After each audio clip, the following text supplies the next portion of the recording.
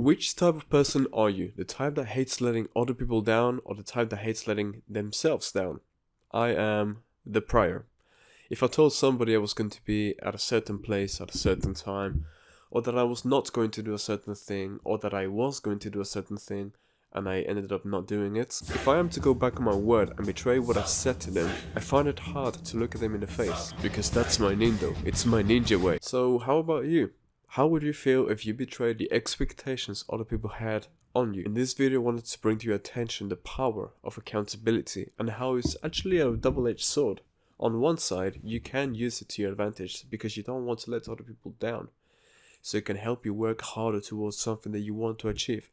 But on the other side, not achieving it and failing to meet your word is a big hit to your own self-image and a big hit to the value of your word at the same time. However, let's focus on the sweet part first. How can you use it for your improvement? Well, accountability is a big tool for you to take the first step forward, to make a final change in your decisions and your actions, whether it is something to do with your values, your direction, or a feeling that you have, like you want to change something. So let me share with you an example of how I use this to my benefits. Around a year ago, almost now, I decided that I wanted to be celibate.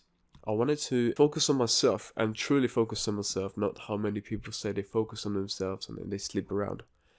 And I wanted to stop seeing other people. I didn't want to embark or start a relationship which I thought I wouldn't be able to maintain, sustain, or grow with. I wanted some time to focus on myself.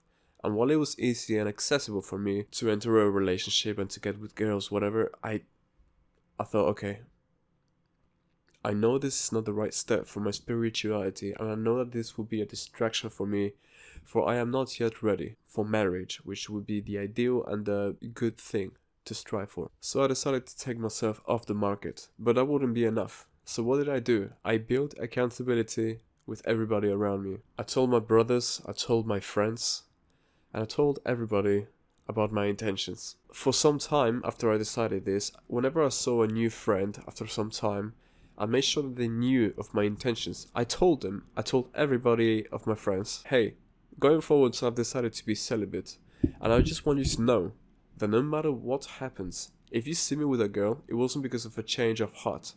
This is an ultimatum for me. I am not convinced not a place in my reality exists under which I would ever change of reasoning. This has been for a long time in my mind, and I wanted to make sure that you knew about it. If you ever see me with a girl, it's not because of a change of mind, again. It is because I gave in to temptation. My heart will remain the same. I don't want to get in another relationship. If you see me talking with girls, it is nothing like that. And if you see me with a girl, it is definitely not like that. And if it is, know that you cannot trust me anymore, for I have failed my word and I have failed you.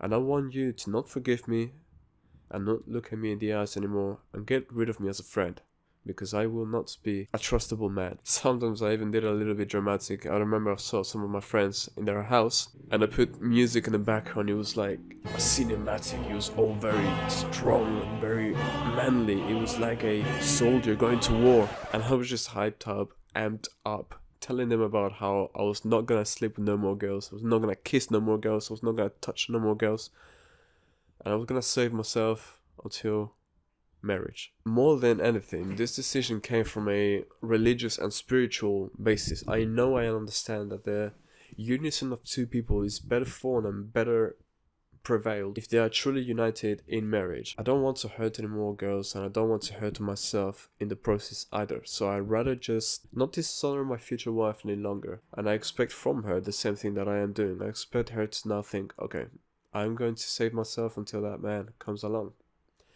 That man is me, and I don't want to let her down.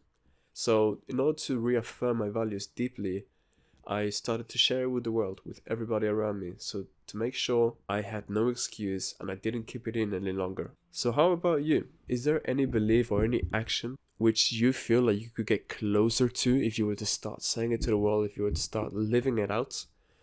And are you ready to say it out to the world, or are you going to hide it for longer? And this form of accountability is not just for your morals and values, but it has diverse forms. It could be for goal setting, right? maybe you and a friend of yours build goals together, right? And you both set up weekly calls or bi-weekly calls, and you work towards them, and you have certain actions that you're going to take to get closer to them. And in these calls, you check up on each other, you check up how you did, you check up on how you're going to do. You check your flaws and you check your improvement, and then you carry on, you keep going forward. In a situation like this, you're not going to be the only one that has done nothing, but rather you're going to be compelled to work. Because imagine your partner does everything that they set themselves to do, and on your side, you've done half, maybe one of the things. What are you going to say? What are you going to excuse yourself? Or are you going to take accountability? Are you going to look at him knowing that you both set out things for yourselves that were hard to yourselves, and he did the hard work, but you didn't? Would you be capable of looking at him in the eyes? Would you be capable of having peace in your hearts knowing that he did the hard work and you sat around doing nothing? Let me give you a quick example. An agency I had started, I wasn't making quite as many calls as I wanted, and I had an accountability partner which helped me goal set, and he did his part. He had a business in YouTube, and I had mine in the agency. However, I was new to the space back then, and I was afraid of the cold calling things, of the cold emails, but I knew that they were paramount and necessary for me to go forward, to carry on. So I started writing down the amount of cold calls I would make that week. Now, I wrote a low amount to begin with, and it was completely in my control. It was like 50 cold calls in a week, and that's really nothing. It's 10 calls per working day. I mean, when I was at my prime in the agency, I was making way more than that. Anyhow, he also made hard things for himself, or uncomfortable things, and that specific week, he achieved all of them. And me, on my side, I failed. I fell short by about half. We got on the call, and I felt like lying. I felt like not telling him the truth, and overall I felt terrible about myself. I felt like I had failed my word and I had failed him. There he was, working hard, and there was I, failing to do my work because I was scared. I felt terribly. I felt like a traitor. How do you think you would have felt in a similar situation? But to move on, there's another type of accountability with not just goal setting or not just value setting, but just overall activities or tasks that you have to do. There may be a hindrance like tags, paperwork, homework, things that are annoying but not really necessary. The accountability I'm going to explain now goes and works through punishment. So with the same friend, I set up a task that I had to do. As I was leaving the country and I had to do paperwork, tags, million things. And for each of them that I would not complete, I would give £5 to charity. It was a list of about 4-6 things. One of them was just to prepare a routine for the next week. It's not that I didn't do it because I didn't feel like doing it, but I simply forgot to do it. Nonetheless, I punished myself for that one still. Another thing was the tax. I didn't do my tax work, and I also paid. What did I do? The next time I went to the mosque, I just gave, instead of giving my usual amount of zakat, of donation, I gave my donation and the punishment on top of it. And in this way, I'm punishing myself, I'm also giving away. It all works out well, right? I'm not kind of wasting the money or putting in gambles. It's good to give away as charity, but I donate quite a lot, to be honest. And those little extras that I was giving were like, damn, I started to not want to give no more, but I stuck to my routine. I didn't want to not give my usual amount, so I made sure I gave that and the other thing on top, but I didn't want to give away so much money every week, so I was still going to do better the next time I set myself goals, because I thought, damn, I really am just losing all this money. Now I want you to think about which type of accountability will work best for you. We have punishment bases, we have the ones of your values and that you want to get closer to, so you share them out with your friends and the people next to you, near you, so that they may see your lifestyle and see whether you live true to it or not.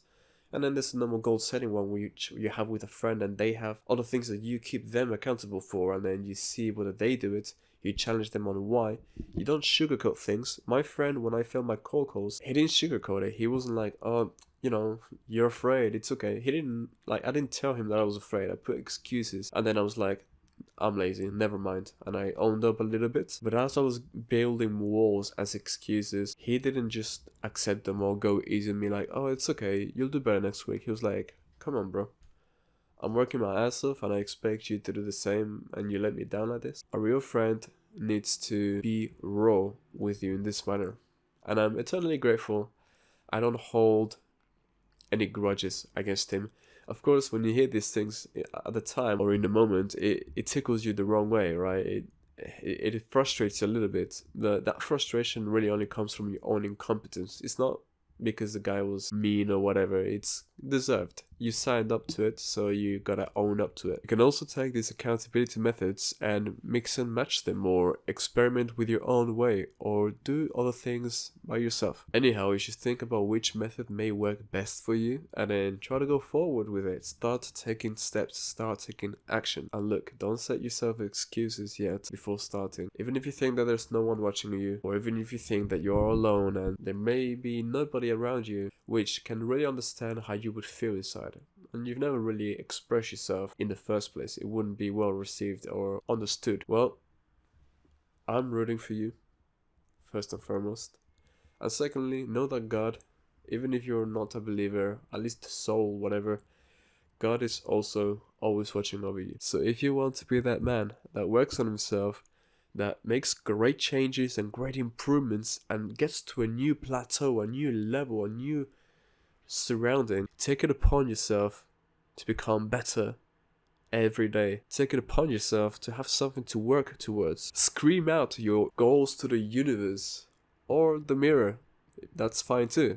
But make sure that you lay them out loud so that the world knows about them, and don't keep them inside. And repeat what you're going to do and go towards it. I am rooting for you.